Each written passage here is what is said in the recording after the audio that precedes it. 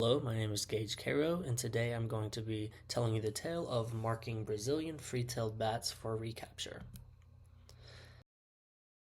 So the issue with marking Brazilian free-tailed bats for capture and all bats in general is that the current methods cause abrasions, scratches, tears, and even death to the individual. So I will be evaluating a few techniques that will allow us to negate this issue for further research.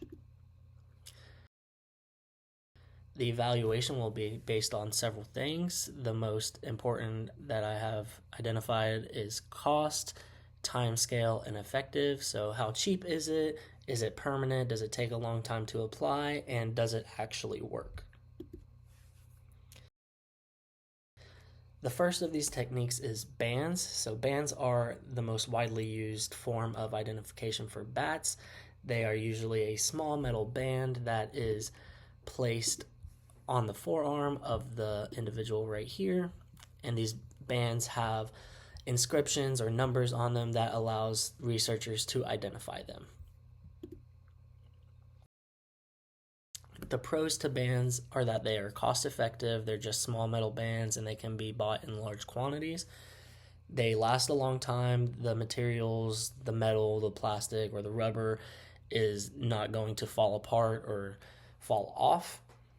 It is easily identifiable. The number is unique to the individual on each band, so it's easy to identify the individual.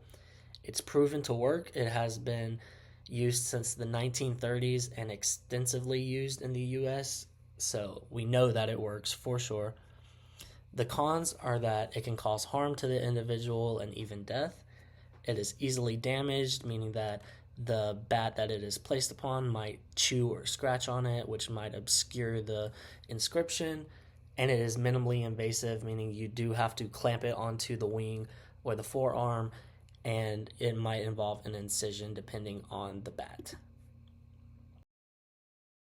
The next technique that I'm going to be looking at is pit tags, or passive integrated transponders. Pit tags are a small little transponder that is injected into the back of the animal, and once it is injected, it is scanned by this device right here.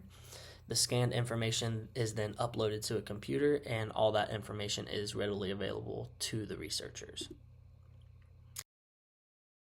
The pros to pit tagging is that it is an effective identifier and it has quality information, meaning that not only is the individual identified, but it also provides information such as body temperature and anything bodily related that the researcher might need. It does have a high cost, especially if you're tagging multiple individuals at once. It's unreliable in its placement. So the tag itself might migrate within the body or even fall out. And it is invasive, so it does require that initial injection. The third technique is collagen elastin bundles, and that essentially is these little blue lines right here, the folds and crevices in the wings. It is essentially a fingerprint for the bat, and how this works is that researchers will take a picture of the wing and then they will upload that to a program that will identify the individual. The pros to this is that it is cost effective. It's an emerging technique, so the cost is only determined by the camera and the program quality.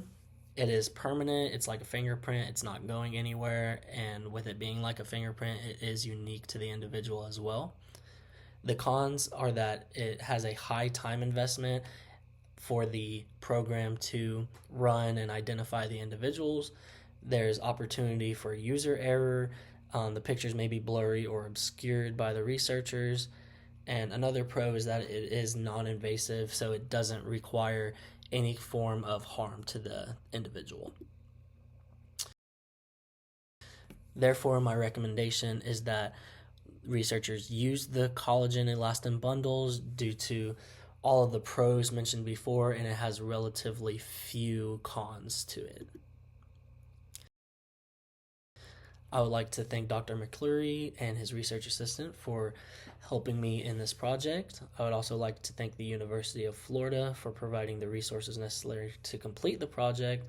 And finally, I would like to thank BATS for being so interesting and inspiring this project as a whole. Here are my references. And meet the author. This is just a little bit about me. My name is Gage Cairo. I go to the University of Florida in the Wildlife Ecology and Conservation program.